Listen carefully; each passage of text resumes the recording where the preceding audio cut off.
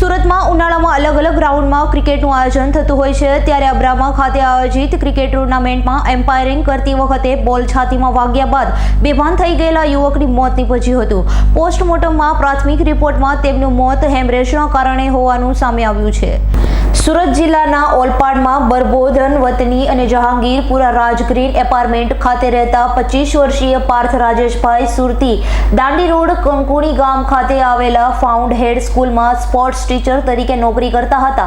તેઓ અવારનવાર અલગ અલગ ટુર્નામેન્ટમાં એમ્પાયરિંગ કરવા જતા હતા. રવિવારે તેઓ અબ્રામ ખાતે આવેલા વીડી દેસાઈ ગ્રાઉન્ડમાં આયોજિત ક્રિકેટ ટુર્નામેન્ટમાં એમ્પાયરિંગ કરવા ગયા હતા, ત્યારે તેમને સીઝન બોલ છાતીના ભાગે વાગ્યા બાદ તેઓ બેભાન થઈ ગયા હતા. પાર્થભાઈ બેભાન થઈ જતા તેમને CPR આપવામાં આવ્યું હતું, પરંતુ તેમ છતાં તેઓ ભાનમાં ન આવતા તાત્કાલિક સારવાર માટે રંગોળી ચોકડી પાસે આવેલી ખાનગી હોસ્પિટલમાં લઈ ગયા હતા, પરંતુ ફરજ પરના તબીબે તેમને મૃત જાહેર કર્યો હતો. પાર્થભાઈના મોતનું ચોક્કસ કારણ જાણવા માટે પોસ્ટમોર્ટમ કરવામાં આવ્યું હતું, જેમાં પ્રાથમિક રિપોર્ટમાં બ્રેન હેમરેજ હોવાનું કારણ આવ્યું છે.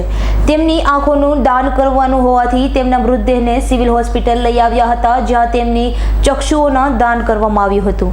Bureau report S9 news Surat. અમારી તમામ માહિતીથી અપડેટ રહેવા માટે જોડાયેલા રહો S9 ન્યૂઝ સાથે.